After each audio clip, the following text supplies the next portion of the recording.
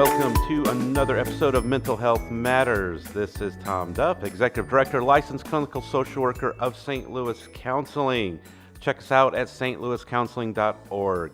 So remember, this podcast is about breaking down stigma. It's about having conversations. It's about opening the door to talking about mental health illness, as well as emotional health, as well as stress, as well as just the everyday things that affect us and how we operate. And we not only show our expertise through talking and educating on these mental health issues, but we do that through bringing in different guests. But before I get to our guest today, I want to just remind everyone that next week is May 1st, which is Give STL Day, and we continue to look for as many $300 matches as we can to match our board of directors at St. Louis Counseling. And what this does is that $300 that goes towards sessions for kids for mental health. The need of services outweigh greatly the funding that we get. And so different times during the year, you see us asking, you see us looking for donations, but know that your donation goes towards helping people in need and helping mental health of kids as well. So specifically, that $300 will cover at least 4 sessions for a kid. So if you're interested, go to our website, check it out, check us out, or you can email Debbie Dugan, and her email address is dugan@ccstl.org. So check that out. But without further ado, I want to get to our guest today, a very special guest that we have. His name is Brian Dugan. Now, you just heard me say a little bit ago, Debbie Dugan. But yeah, her son is actually here today. Hi, Brian. How are you? Hello, Tom. I'm well. How are you? I am doing well. And so, Brian brings a couple different experiences to the podcast today. But first, he's really into baseball. And I'm really into baseball. And we come from different sides of the track, so to speak. So I come from the right side. The right side. Only because you live here, that you're from St. Louis, right? That's the Correct. right side? Don't live here, but from here. Yeah, but you're from here, and that's where your roots are at. Yes. Okay. Favorite all-time Cardinal? Adam Wainwright. Really? 150 wins as of yesterday. As Fifth of- all-time on Cardinals list. Huh, interesting. You look like Chris Bryant a little bit. I've heard Matt Carpenter as well. I'll take him. But thank you. I think Chris Bryant's a better-looking guy than Matt Carpenter. Perhaps. Okay. Well, I don't know. I don't know. Get him in a Cardinals uniform. You might disagree. Okay, that's true. That's probably true. Yeah. Chris Bryant's in a bit of a slump, though, so Yeah. I shouldn't really have brought his name up. But so actually, as of today, the Cardinals have the best record in the National League. In the National League, second best in MLB behind only the Rays. Who would have thought that? Yeah, right. They do have former Cardinals center fielder now playing left field for them, Tommy Pham, crushing it for them. They've got a roster, but they've also got the Red Sox and Yankees to somehow defeat. I don't know if they will. Yeah. Well, the Cardinals have the Cubs though to get through. Well, they're taking care of Milwaukee. Got rid of right? Milwaukee. Milwaukee is fool's gold. Miller Park is a beacon for home runs, and that team lives and dies by the homer. Dangerous method.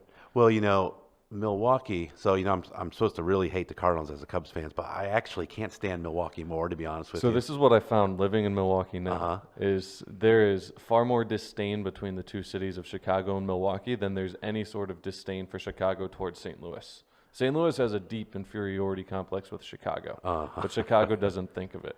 Yeah. But Milwaukee's just close enough to bother it. And I'd go so far as to say of the 3 cities, Milwaukee's my favorite. Really? Yeah. Really? Yeah. Why? I like to tell people that Milwaukee is very similar to St. Louis, except that it kind of knows what it wants to be. St. Louis as a whole is struggling, and it has been my whole life, to figure out what its true identity is, in part because it has so many different identities. Milwaukee's a little bit more focused in its desire to be what it is, and it's about half the size of St. Louis. Same amount of sports teams, same support for those sports teams. But it's on the lake. Its summers are wonderful. Its winters are terrible. So kind of the inverse that you get here. Yeah. But the community is extremely strong. And so you get a lot of people who band together, who have a lot of civic pride, and they do it well. What St. Louis could be. That's interesting. So being there, I've been to Milwaukee several times, and I guess I could see some similarities there, like you're saying. Yeah, and I think another part too, having gone to St. Louis University, I see a lot of similarities between Marquette and St. Louis, and even where they are in the city, and the type of work they do in their cities and their involvement is very similar. So part of it is the fact that I know the parts of Milwaukee that most resemble the parts of St. Louis and vice versa. But so obviously, yeah, there's some people who might greatly disagree with what I said. But well, I wonder so if it Chris goes. Bryant thinks Milwaukee is more fun than St. Louis because of what he called St. Louis. So I'm actually really looking forward to that To first be visit. fair, Milwaukee Yeah. is more fun than St. Louis. Oh, Yeah, wow, yeah. interesting. But Interesting. St. Louis by no means is boring. Just has a lot of No. hidden gems. Exact. That is very true. So So we'll see. I'll take Brian around next time he's in town. Nice. Show him how good we can be here. Show him around. Yeah. Well, we'll see what Yachty has to say too, because I Yes. think he had a lot of issue with that comment. Yeah, So, I wouldn't mess with him. He's the bear. He was yeah. poked. yeah, I'm that first at bat when Bryant walks up to the plate with Yachty there. I'd love to be able to hear that. But Yeah, I forget if I think the Cardinals go to Wrigley next week. I think it's a while before the Cubs come in town. yeah, which is probably good. Yeah, it We'll might keep be it that best. way. Yeah. It's gonna be cold in Chicago though. Oh, I know. That's the other thing, and I know we'll get to some mental health stuff here before too long. But the other thing about baseball that drives me nuts, well, it hurts my mental health, is when you have Yes. these warm weather teams that go to the cold climates to start the season, like the Angels were in Chicago already. Yeah.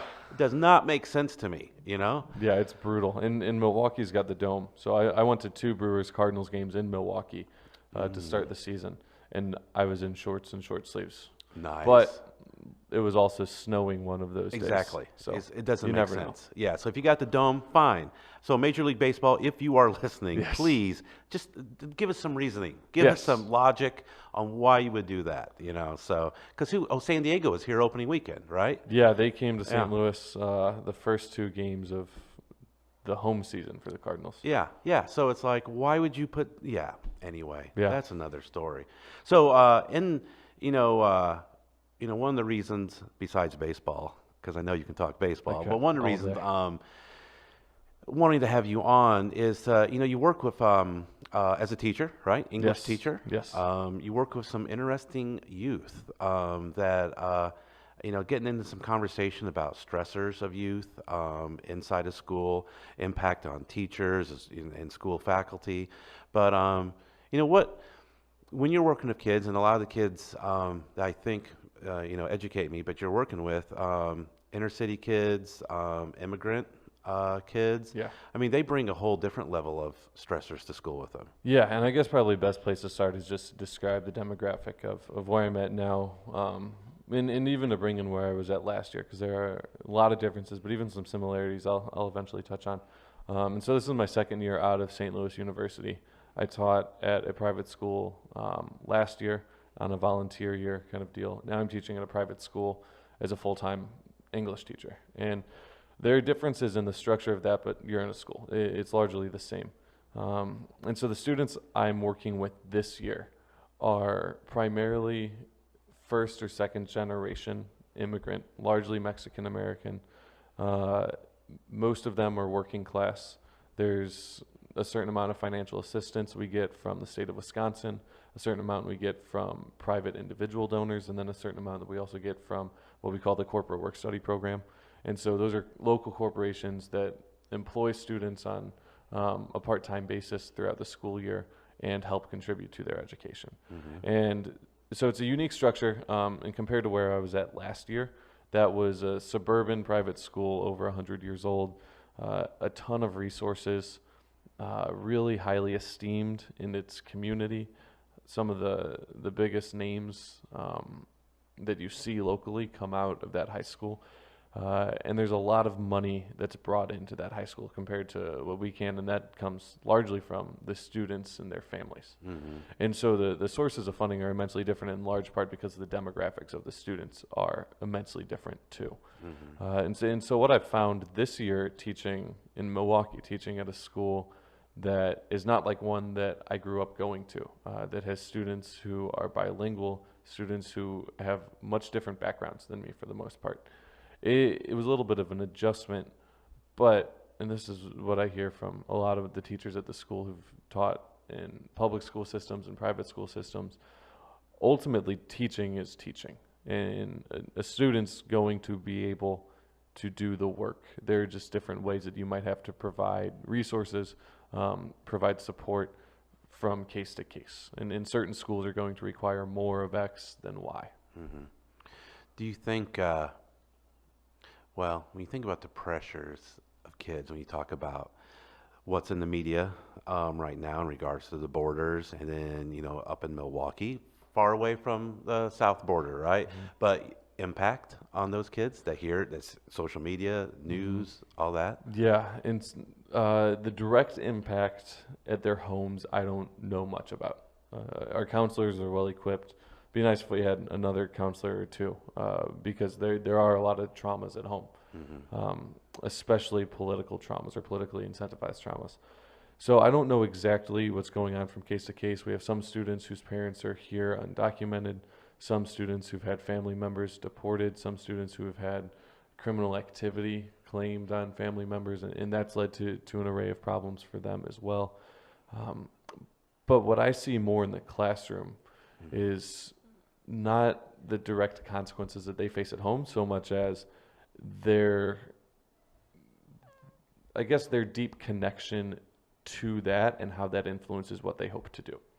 There are a lot of students who are interested in activism, a lot of students who are interested in discussion, and of course students who aren't, even students who are affected by this at home, maybe want nothing to do with it when they come to school.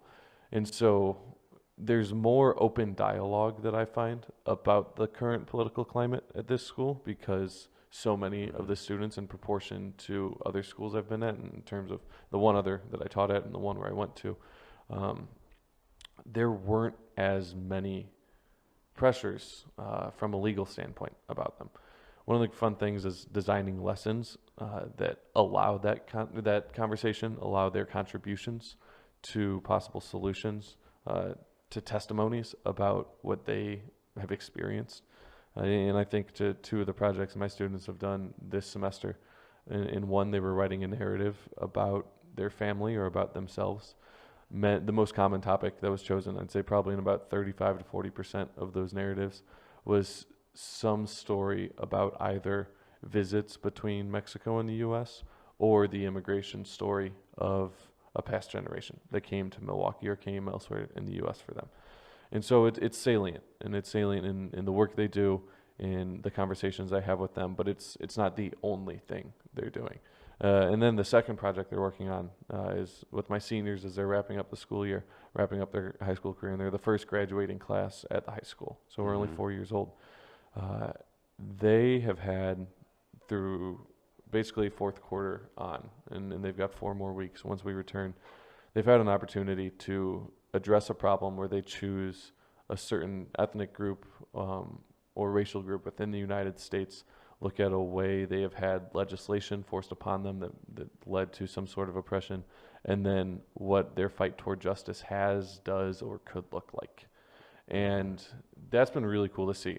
Again, probably 35 to 40% just about have chosen to look at the Latinx population, but then you have ones who are interested in other populations as well. The one common thread is that there tends to be that progressive attitude that is largely attributed to younger students. And I think if we get back to exposure to various media, you see that a ton. How can young people congregate and make an impact? And my students are interested in doing that, and they're interested especially in doing that as it relates to their own lives. So, which, traditionally, right, and historically, of course, as well, school has just been about you go in there, and you learn your arithmetic, you learn your spelling and the right English and grammar and all that. And I think that's where, as generations, have to understand that it's such a different population now, that how kids learn, and to make school a little bit more wide encompassing, instead of just like, this is education, this is nothing else. So at our agency, we have the school partnership program where we place therapists inside of schools for mental health. It's not guidance counseling, it's nothing like that.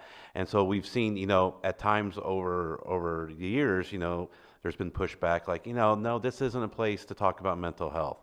But what we've seen now is like, wow, it makes an impact, you know? So when you talk about giving kids a voice, and kind of letting them to control where the assignments even go in some standpoint, it's got to be huge. And look what you're seeing, right? A whole different world of progressives. Yeah, and this is one of the things too that I've seen is common among 15 to 18-year-olds, no matter where you are.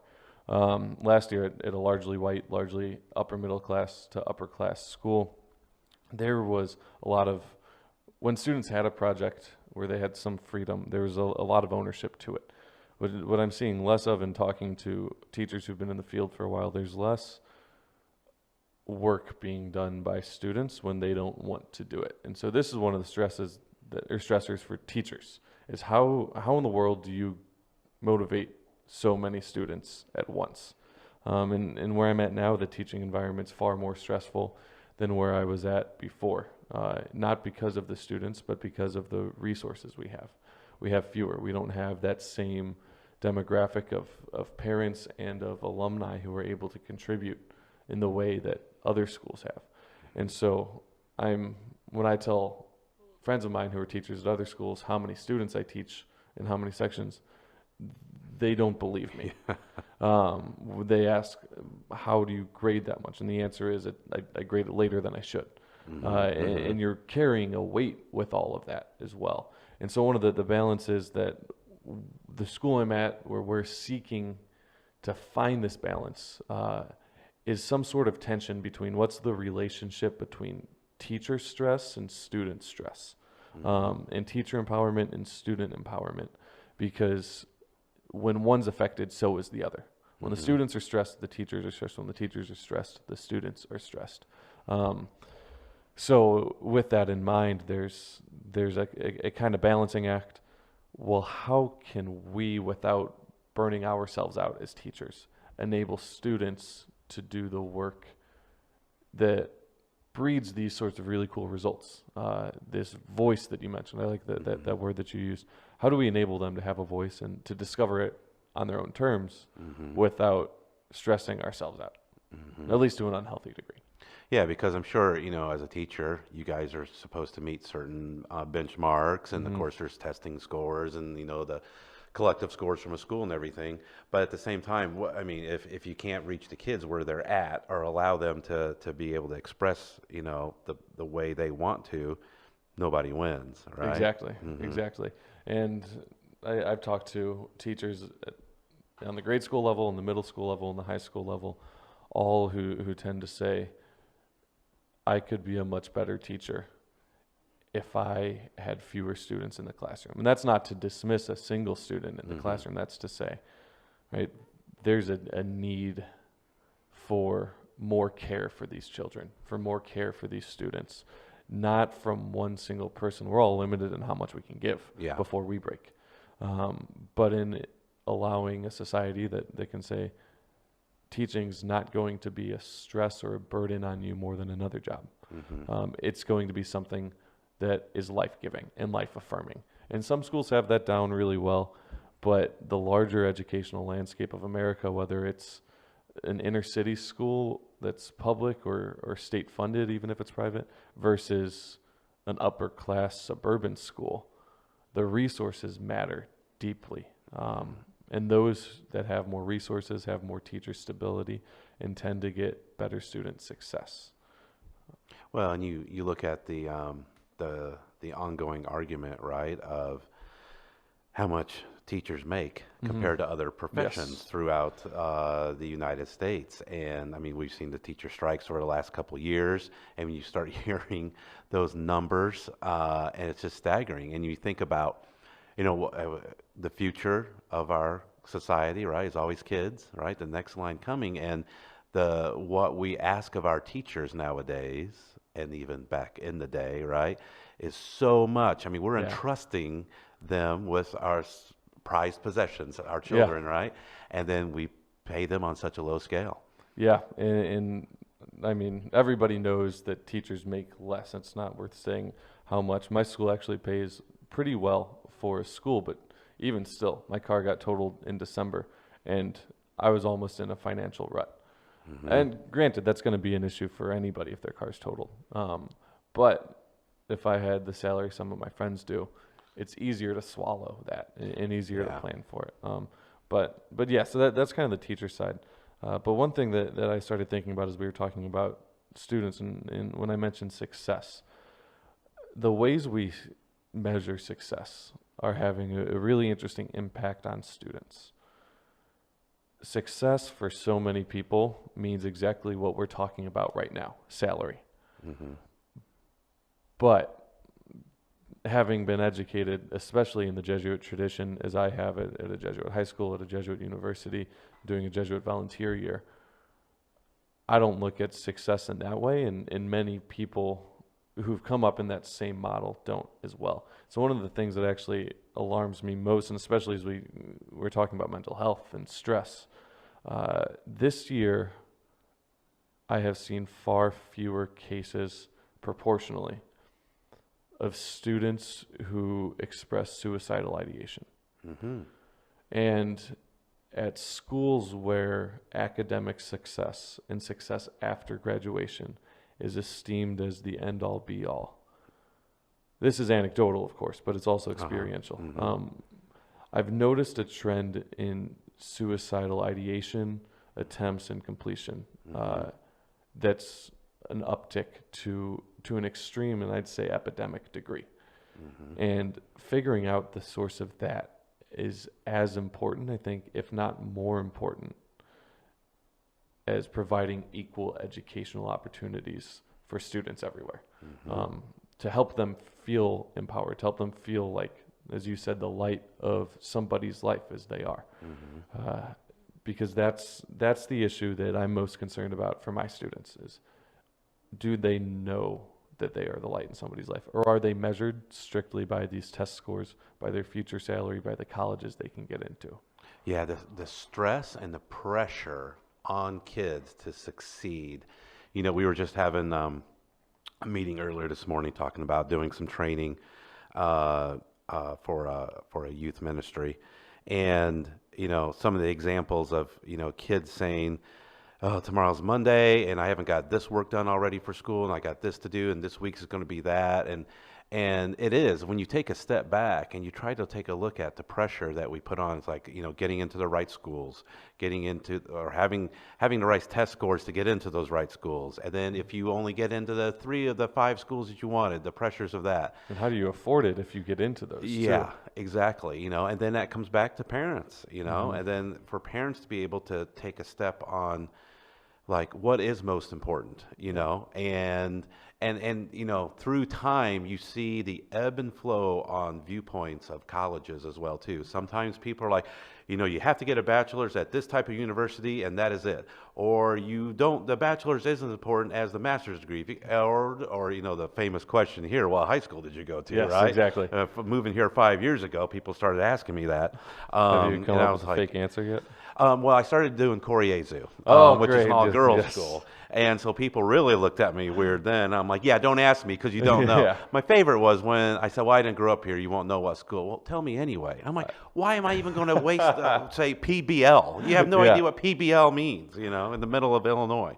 But yeah, I mean, that's those stressors. I mean, and when you talk about success and, you know, being the therapist side of me, is over time I've learned to look at small successes in people and those little bits of change. And, you know, for you know, I mean, let's take school for example. It's like kids who are getting D's, but now they're getting high C's. That's called progress. That's called success for them, you know, instead of saying, well, you don't have an A yet.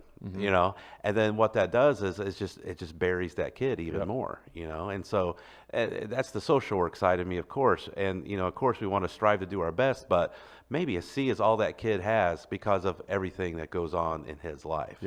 Yeah.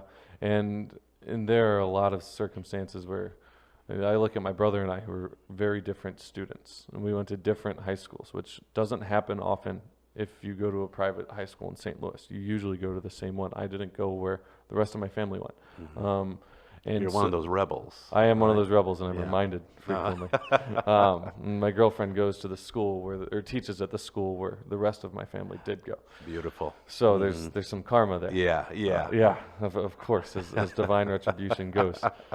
But I think often of this from a vocational lens too, and vocation is a word that has some sort of taboo around it, as many with religious connotations do. And I mean, understandably, 2 weeks ago there was a damning article in the New Yorker about the Catholic Church and its abuse crisis. But that's, for the purposes of this conversation, neither here nor there. Really, vocation is about self-betterment and self-fulfillment. And there are a lot of people, and I'd argue I'm certainly one of them as a teacher and all my teacher colleagues, and not to throw any of us under the bus, but there are a lot of us who want to impose a vocation on another person. I can think of the students especially who remind me most of myself, who there's a strong temptation to tell them what to do next, to tell them this is the right move, this is what I did, or this is what I should have done. Which is a very egocentric way of looking at the world, looking at that student and telling them, here's my experience, go live it. We have a tendency to do that. And in schools, I think it's often the same thing, and it comes from a good place. If one understands the ultimate success to be Ivy League and to go to Ivy League and get a full ride for Ivy League, of course they're going to push that option for a student who has a full ride to Columbia University to take it. But there's a lot of humility that I'm often reminded in my own lack of it that we need to bring back, and to say, what is this individual supposed to do? To recognize that I don't know that. They likely don't know that, but there are tools to arriving at that discovery. One thing I'd like to see more in high schools is a chance for students to discover what their purpose is. For many, it's not even to go to a 2 or 4 year university. I would love if college were free for everybody. I don't think that's possible.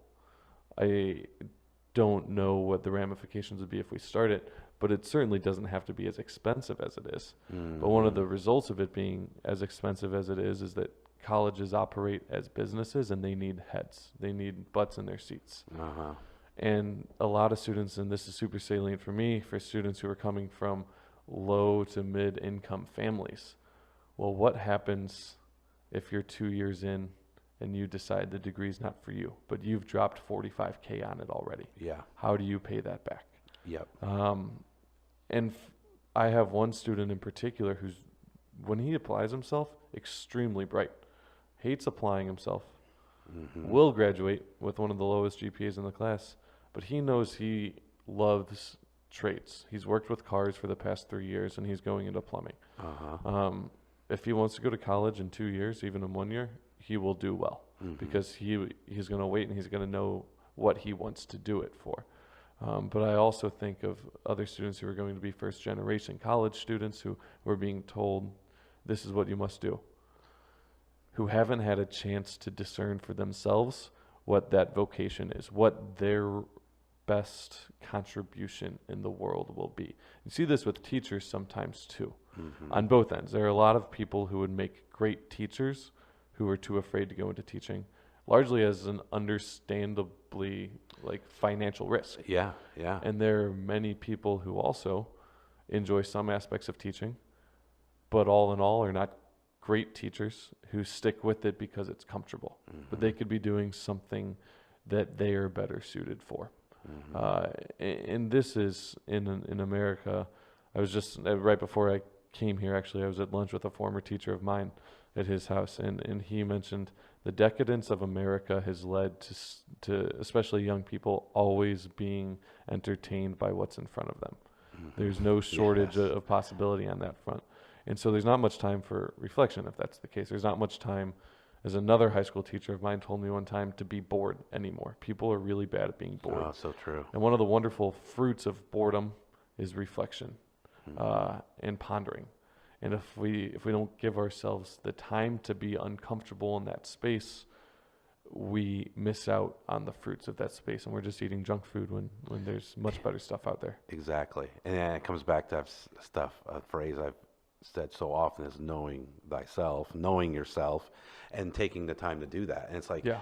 we don't, you have to, nowadays, you have to schedule that time to actually reflect, Yes. meditate, prayer, whatever you want to call it, right? Yeah. But you got to schedule it, and which means you got to put your phone down, your laptop down, the TV off, and every other distraction. But yeah, I think you're so right with youth, and even when you go, and I've heard this from several different, I was going to say young people, which makes me sound old, but it's like, you go to school for 4 years, and yeah, the debt, it's crazy that you're racking up, unless you're fortunate to, have scholarship or come from a family that can pay for it, right? Yep. Or a family that takes out the loans instead of you. I mean, there's people like that, but if you're racking up that debt, and then let's say you are going to be a teacher, how long does it take for you to be able to pay that off, Literally decades. Yes. And then, I mean, I can remember I had student loans, and then I consolidated them. And then a few years down the road after that, some law was passed or something to where if you were working with at-risk kids, which I was, and you had this many years experience, you get your loans forgiven. I'm like, oh my gosh, this is unbelievable. So, I'm making the calls and everything, and they're like, oh, but you consolidated And probably those some were loans. eligible and some weren't, but since they became one, they all became ineligible. Exactly. Yep. And I'm like, regulations, right? Yep. But that's another story. That's another podcast. Yes.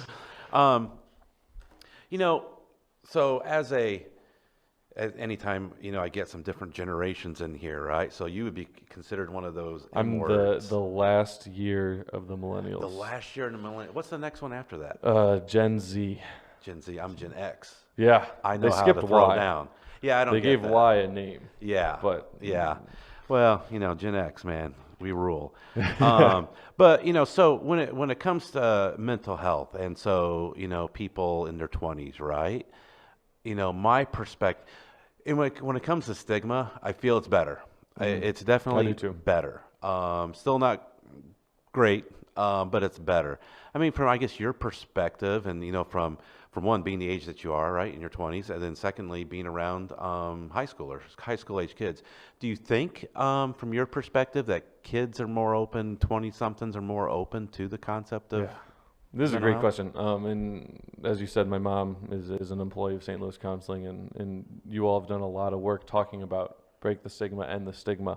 And so that's been on my mind, and I've actually kind of been watching for that directly throughout this school year. And especially coming from a school that did have such a high rate of depression, anxiety, and suicidal ideation. It's like, is this being talked about?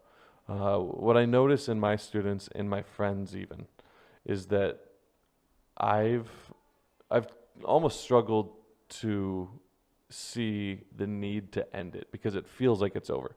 Perhaps that's naive, perhaps that's hubris, perhaps that's just the circle I run in.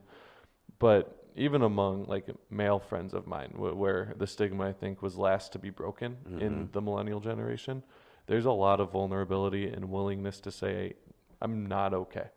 Like I have feelings of anxiety, I have feelings of depression. I take pills every morning. There's a lot more willingness to be upfront about that. I worry sometimes even about the glamorization of that. You see in pop the other culture, end now, yeah. Yeah, you see in pop culture the stories that are told, and wonderfully so. I'm so glad these stories are told. Are stories of overcoming that depression, that anxiety, that illness. But it comes back to vocation too, right? Is this your story or is this somebody else's? And I almost wonder, where do we go having broken down this wall in my generation, especially toward the end of the millennial generation, being able to confront something that we don't like about our state of being, not about ourselves, but about the way we are in the moment. We don't like this anxiety, we don't like this depression, nor should we. It sucks. But to have a support system where we can tell them, hey, I'm not okay. Hey, I need this, I need that, I don't need this, I don't need that. And for them to listen, that happens. And that happens pretty widely, at least in the circle I run in. And so so as we're looking at the stigma, I'm almost looking at solutions. Mm-hmm. Since we can acknowledge these things in our 20s, how can we ensure that we keep them away in our 30s? Or that when they do inevitably come back, we know what to do to combat them in our 30s.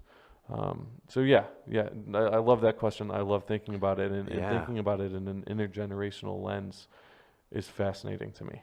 Oh, I know. I mean, because you look at, so yeah, listening to what you're saying and then looking at somebody, baby boomer or above, and how they perceive it and how the media has perceived it over the years, and which has led to some of those stereotypes and the stigma itself. But Yeah, and I'm even watching The West Wing right now for the first time through, and there's a subplot. And have you watched? no. So it's 8 seasons, and in the first season, there's a subplot where one of the White House staffers, his paperwork was leaked, and it was revealed that 6 years before entering his current position, he'd entered rehab. And this is in the 90s, in the heart of the Reagan, Bush, Clinton war on drugs. Uh-huh. And you think today, like, somebody went to rehab, wonderful. Like, that's a positive step in the right direction. But even 20 years ago in 1999, when this subplot first started being brought out, that was cause for panic on the show, and it's only panic on the show if that panic is reflected in the larger society. Uh-huh. So the strides we've made even in that generation alone, from the 90s toward almost the 20s now, that's huge. Mm-hmm. Yeah, it is something how, and it's not that long ago. 20 years? No, I mean, not that long I have ago. memories. I'm 24 now. I have memories of 99. Oh, aren't you something? Yeah. One other question that came to mind too. So, being a Caucasian male working predominantly with students of color, right? Yeah. How's that feel to be the minority? You're an insightful guy, right? I mean, inside maybe. the school, That's inside for the the school. listeners to judge on the insight, but it's humbling. I'm one of few non-Spanish speakers in the building, and all instruction is in English, and all students are fluent in English, and for many of them it's their first language, but they speak Spanish at home too. And so the language barrier was the one that I most anticipated being something that would be tough as the minority. But ultimately, what's harder is understanding the home lives of the students and accepting that I can't. Mm-hmm. Accepting that without having grown up in the same circumstances as some of them did, and some actually grew up very similarly to me. Mm-hmm. A blue-collar working family with enough money, not extravagant money, but not too little money. They're the ones that I get most, but it's the ones who really struggle day to day with legitimate concerns of immigration status, of employment status for their parents, of family back in Mexico. I can't understand that. I can listen to them, and I do my best to listen to them. But as a white male especially, it's easy to tell them what I know, what I notice. But it's not always the thing that I'm supposed to do. Mm-hmm. And as a teacher, you're expected to be able to tell people what to know. But I find myself often learning from my students. And I did a lot of volunteer work in St. Louis when I was in college with underserved and especially communities of primarily Black, in one community of primarily Latino population. And I remember even more clearly then the discomfort that came from it. Mm-hmm. Having grown up in Webster Groves, having been in one of the most segregated cities in the country, having gone to a high school that was very, very white, you don't notice the discomfort because you can't. And so the insight that's often given me is to say, not in my classroom does it strike me so much as when I go back out into places away from school. Mm-hmm. When I'm in my hometown or when I'm walking around downtown Milwaukee and I can relate to somebody who doesn't look like the white people around them. Mm-hmm. Not because I'm their race and I'll never know what it's like to be in their shoes, but because I am able to understand, at the very least, that level of discomfort when you're somewhere where you don't look like everybody else or you don't sound like everybody else. So yeah, in the classroom, it's easy not to feel like the minority anymore. But it's recognizing once I'm out of the classroom, yeah, no, that initial feeling of discomfort is what happens for, if we break America down into a simple majority and simple minority of white versus non-white, the simple majority of Americans don't feel, when they go certain places, the comfort that you or I feel in those places. That was a great description of that. Thanks. That was, and I think that's where, you talk about some of the issues, like you talked about St. Louis, right? And about being one of the most segregated cities in the United States. And that's where we have to just kind of think and just slow down. And when we talk about taking time to ourselves and to figure out who we are, but also to think about, the impact on how we as individuals operate as a whole within that community. And that's something we all need to do better. Yeah, and which communities do we belong to? Exactly. St. Louis, that question is extremely salient as we look at, are we going to merge the city and county at any point? Are you part of only that small community, or are you a part of that broader whole metropolitan St. Louis community that would be the 11th largest city in the country, but instead is a fragmented piece of broken, feuding communities separated by region and by color? And then when you get down to that level of being a human being, right? And what are we really all about, and what are we supposed to be all about, which is a very philosophical discussion. Yeah. But the bottom line is, when you think about that, and being an agency underneath the Archdiocese of St. Louis, and trying to just look at things as a whole, what's the greater good? What are we doing for each other? And we all want to look out for, number one, ourselves, and we all don't want to end up homeless. We don't want to end up in poverty, and that's where a lot of times, out of fear, people are like, no, I wouldn't want to or bring the county and the city together. I wouldn't want that because it's going to affect my world. But then when you really break it down and stuff, like, what are we all about, and what are we looking for here? And that's what transcends any ideology, is that care for another. And it's really one of the only things we can agree is pathologically wrong with a person, is when, like, truly wrong with a person and their being, is when they don't have any concern under any circumstance for other people. And we had a staff retreat on Holy Thursday before I came back down to St. Louis, and we were talking about the washing of the feet, and in particular Mary Magdalene. And what I was thinking of is, we went off to just pray for about 45 minutes, was what was it like to be Jesus in that moment? The human side of Jesus especially. What was it like to be a poor man, bedraggled, probably hadn't showered for a while, when he went to see the Pharisees, who were the richest of the rich, who were the smartest of the smart. They were the Ivy Leaguers. They were the Silicon Valley guys. I'd imagine he was deeply uncomfortable. He didn't belong, but he was there. And so when he sees this poor, bedraggled, smelly woman crawl toward him and wash his feet with her tears, that's who he connects to in that moment. And so in those moments of discomfort, Jesus felt that too. And that's what we're pretty bad at as a culture, is feeling that discomfort, because we don't like being bored. We don't like having any sort of feelings of unworthiness. But there are models for us to be that for others. Yeah, it's kind of like, how dare we just live with the minimums, Yeah. Everything is supersized. Everything is, we need more and more of. And, wow, that's some deep topics there. We were going off. Yeah, That's it was fun. Yeah. So, yeah, we've been talking with Brian Dugan, St. Louis, I almost said alumni. Hometown St. Louis. University, yeah, alumni of the university. slew, yeah. But no, English teacher, but much more than that.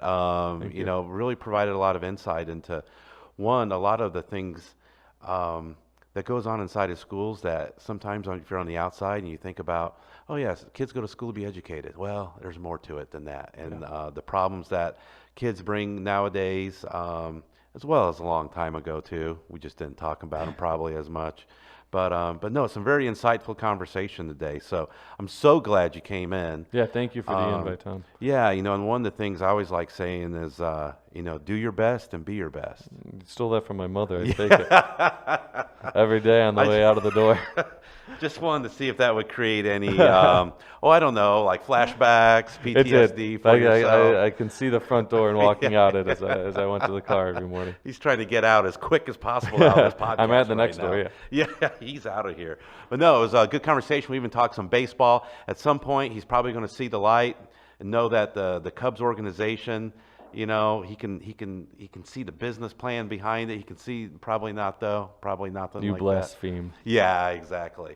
And so, okay, how many wins Wainwright this year? Oh God, he's not as good as he used to be, but he's been our best starter this year. I could see him having an ERA floating around 4 with 12, 13 wins. 12, 13 wins. Do you think he'd be happy with that? I think he'd be thrilled. Yeah. He almost retired at the end of last year. I know. So I think anything is something he'd be appreciative of. Yeah, even as a Cubs fan, it's like you gotta love Wainwright. Yeah, that's how I feel about Riz. Yeah, Big Riz. Yeah, that's beauty. See, that's two people coming together with some common interests. Well, anyway, it was great having you on, Brian. And once again, this is St. Louis Counseling. Check us out at stlouiscounseling.org. If you are interested in donating on Give STL Day, check out our website, spelled out, stlouiscounseling.org. Or if you are interested in being a sponsor to podcast, email Debbie Dugan, that's DDUGAN at CCSTL. Until next time, this is Mental Health Matters. This has been Mental Health Matters with Tom Duff of St. Louis Counseling Services. Check out stlouiscounseling.org for more information.